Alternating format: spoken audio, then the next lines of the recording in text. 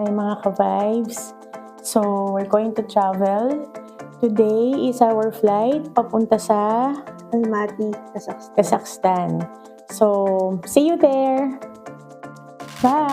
Alright. Nandito na kami sa gate B24. Ayan, masyado kami maaga ni Hani kasi parang dadalawa pa lang kami dito na nag-aantay para mag-board. Kasi ang boarding yata is 8:50. 8:50. Ano pa lang? 10 to 6 pa lang. 10, oh, ang aga namin. Pero okay na rin. At least nakaano kami sa pouch. Kasi sabi delayed daw ng 30 minutes. Kasi nga umuulan ngayon. So, ika-second day ko na to na sobrang puyat ako. Hindi na kayang itago na salamin. So, si Hani patutulugin ko na. Pwede namang sabay tayo matulog. Hindi pwede. Magkabilaan naman yung sapa. So, pagising natin, alas 9 na. Alas 9 na ng kinabukasan. Kasi wala akong tulog, malamang ko babawi talaga ako. 4 hours ang biyahe from Abu Dhabi going to Kazakhstan. 4.5. Yun, going to Kazakhstan, Almaty, Kazakhstan.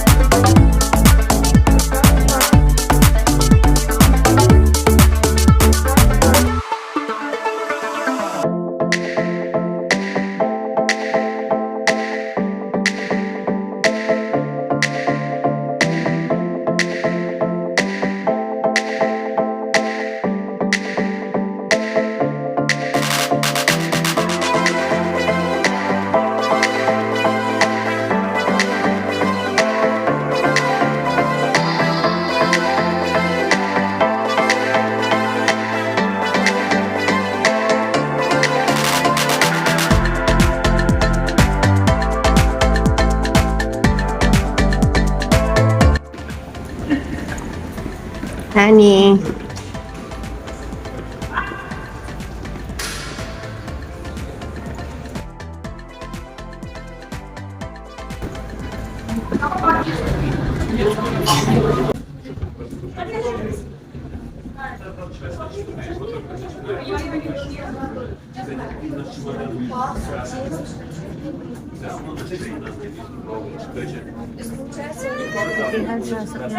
Punta namin ng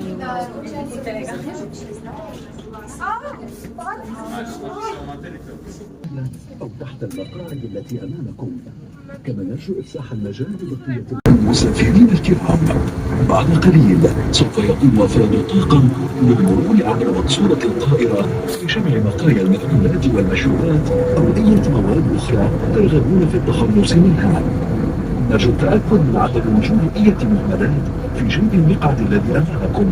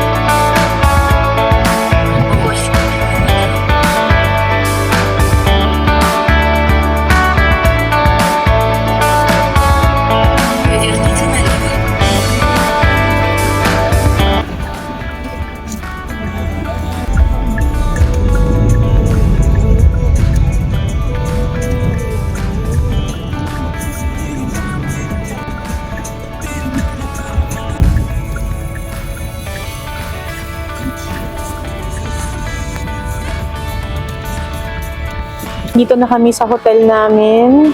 Ito yung harap ng hotel. Yan. Okay, let's go! Yan. tayo.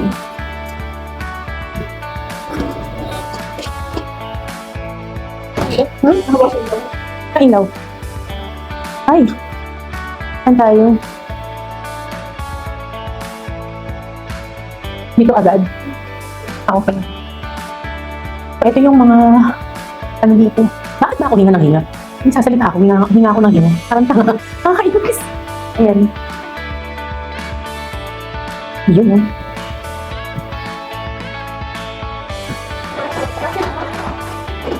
Yes, gutom na kami. Kain tayo mamaya. Tapusin lang namin yung check-in. Here we go. This is it. Hindi. So, we're already checking in. So, is it okay, Philby? I love you. Thank you. And this is the hotel shop. This is where we are staying right now.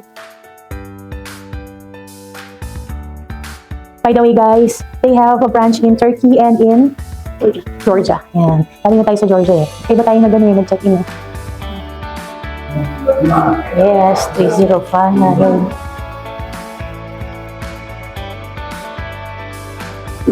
Ito, ayan. Tapos nakalimutan yung ano. Wala, asan yung ano natin? Ito. Yung mga kumari ko, nag-aaway.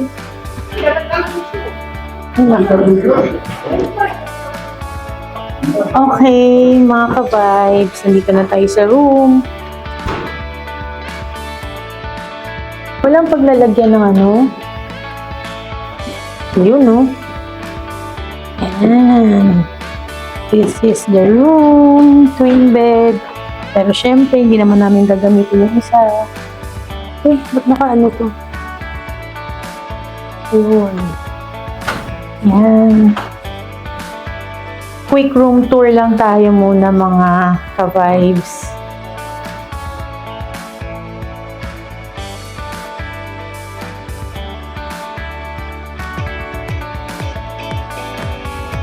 Gusto ko itong ganito, ani. Merong table. Anong itsura nitong ano natin?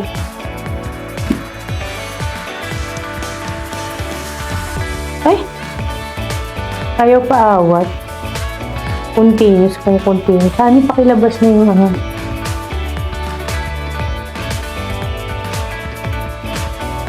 Ay, housekeeping. Oh, housekeeping. Huwag ka. Ayan. Ayan. Ganun. Okay. Oh, laki ng ano CR. Nice. Ganda ng CR. Malinis. I'm happy. Ayan. Kasi yun na importante yung CR eh. Ang liit lang ng heater. Pero carry na yan.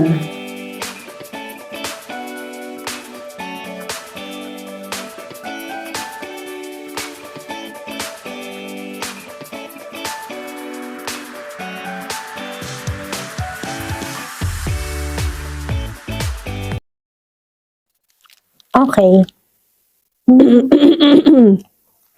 Hi mga ka-vibes. So, Yun na ba?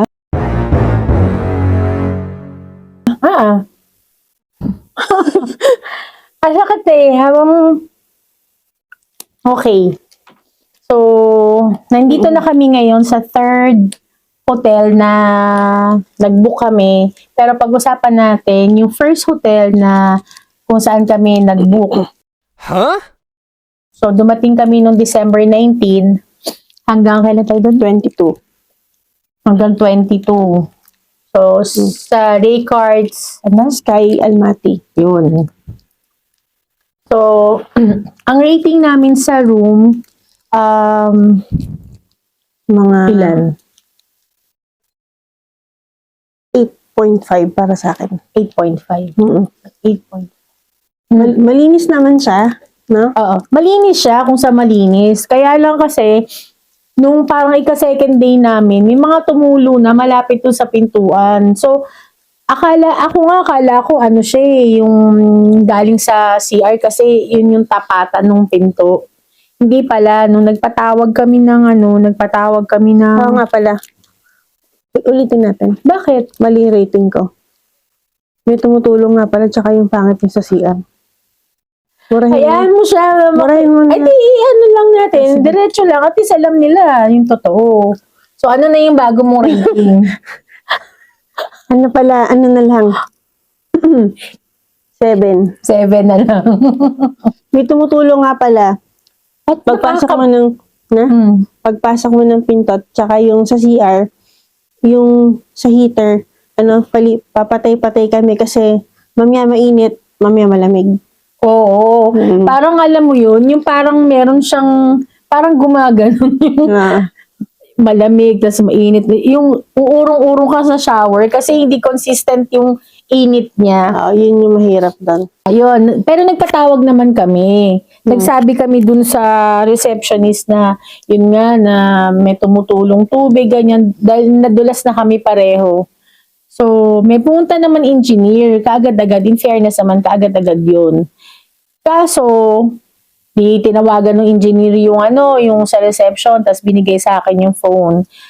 So, ang explanation sa akin sa reception, sabi, galing daw sa aircon yun. So, sabi ko, I hope that you could do something about it and fix it. Sabi ko ganun. Kasi sabi ko, baka mamaya may ibang mag-book doon, tapos doon yung ilagay. Sabi ko, baka may madulas, may maaksidente. Diba? Sabi ko kasi kami nadulas na Yun lang, tsaka yung sa aircon lang. No? Talagang... Feeling ko talaga, ni pagka kasi katulad nito, pangatlo naman na to. I-expectin mo. Kahit naman nung nag-Georgia tayo, Armenia, wala din aircon eh. Siguro naka-program yun na pag winter, pinapatay nila kasi heater yung pinapagana nila. Sana lang hindi din ganun kasi may mga tao na katulad namin, nainitan kami. Pagising-gising ako sa madaling araw kasi basa yung leeg. Hindi mabuksan yung bintana, ano? Oo, paano na dun sa mga rooms nila na hindi din bukas yung bintana. Hindi mabubuksan. So, parang tapos walang aircon. Ang init. Alam mo yung natulog ka na nakahubad. Kasi nga mainit Kasi dati binubuksan natin bintana. No? At least bintana man lang. Ayun, hindi mo talaga mabuksan. So, sa akin, rating ko sa room, dahil doon sa, hindi, napuyat ako eh. Gagawin ko lang siyang 6. 6 out of 10. Anong tawag dito? Nakalimutan ko, honey. Bedsheet. Hindi. Kumot. Hindi to kumot. May tawag dito. Blanket. Duvet. Parang hindi napalitan. Kasi alam mo naman yung pakiramdam ng napalitan sa hindi, di ba mga ka-vibes? Alam natin yun. 10 out of 10 ako sa food. Actually may bit-bit pa ako. May mga pa-chocolate sila. May Snickers, may Bounty, eto Mars, may Twix. Yun kasama sa dessert nila. Ako, same. 10 out of 10. Tsaka ang ganda nung place. Nasa rooftop ka. Tapos, malinis din yung resto nila. Ay, hindi rin. Malinis yung lugar. Pero yung, sakit talaga sa dibdib ko yung ganito. Actually, niisip ko kung magre-review pa ba ako. Kaya lang kasi deserve ninyo yung totoo eh. Ayaw naman, ako personally, ayaw kung mapanood ninyo tong video namin. Tapos sabihin ko lahat 10, 10, 10. Doon lang tayo sa totoong experience namin. Hindi naman pare-pareho experience. So, yung pinag-uusapan natin dito ka-vibes, yung personal experience namin ha. So, baka sa iba, hindi naman ganun yung nangyari. To be fair naman dun sa hotel, so ito lang yung nangyari sa amin. Yung, di ba kumuha ako ng baso, nagkagalit pa tayo nung time na yun. So, ako yung kumuha ng baso, di ba, para sa tubig. Alam nyo yung napag-inuman? So, siguro, dahil tubig lang yung ginamit, baka inaw-awan lang. Yung dikit ng labi nandoon pa So, 2 baso yung nakita kong ganun. Yung pangatlo, okay naman. Di mo napansin, yung pinunasan ko siya. Nakita ko. Oh, pinunasan ko. Oo. Hindi ko kayang gamitin. So, nagtingin ulit ako ng ibang baso. Yung sa room natin, sa'yo 7 out of 10, sa akin 6. Tapos sa food naman, 10. 10 talaga sa food. Pero yung, na natin yung cleanliness niya, dun sa resto, nasa 6 lang din ako. So anyways, ano yung sumunod? Location. Layo siya sa Sa mga pasyalan dito. Ang malapit lang doon yung McDo tsaka yung Spar na. happy naman ako doon sa location. Kahit na naglalakad tayong malayo, okay lang. Saka may malapit na park doon, ang ganda ng park. Pine Park. Ano no? Pine. Yung Pine Kasi Park. pine, Brad. puro pine tree. Pero ang ganda, puntahan din ninyo yun. Feeling ko maganda siya pagka autumn at saka yung ganitong winter. Alam niyo yun sa mga Korean novela, yung makikita ninyo, yung mga aesthetic na doon, na mga eksena, yun mismo makikita nyo, grabe, ang ganda. Service! Ano yung service? Service. Ano yung service niya? Pwede na 10, no? Kasi, fairness kasi naman. mabilis naman sila pag meron kang ni-request. Pupunta naman sila kagad. Tsaka okay naman din yung housekeeping. Mababait naman din. Tsaka hindi sila nagdadamot pag may ni-request ka. In fairness sa kanila, bibigay talaga nila. Pwede kang humingi ng extra. Ang room review kay Honey, 7 out of 10, 6 out of 10 sa akin. Sa food, 10 out of 10 kami pareho ni Honey. Pero yung cleanliness dun sa dun sa gamit lang, dun sa isa lang, dun lang sa baso na yun. Sa akin, 6 out of 10 yun. Tapos, yung service, 10 naman, 10 out of 10, okay naman sila. Isama ninyo sa bucket list ninyo yung Kazakhstan, whether kung yan winter or not, pero syempre, bilang nasa tropical country tayo, mas masarap ma-experience yung snow na ganyan. Tapos, libre pa yung visa natin. Yun lang mga ka-vibes. Thank you sa support at nakarating kayo hanggang dito sa dulo ng vlog namin. Pagpasensyahan nyo na kami, lalo na yung video namin. Sana patuloy pa rin kayo magsuporta sa amin. So, yun. Maraming salamat. Please like and subscribe na din kayo. Bye-bye. Thank you. Bye-bye! Thank you mga ka-vibes. Ingat kayo. See you again. Bye-bye!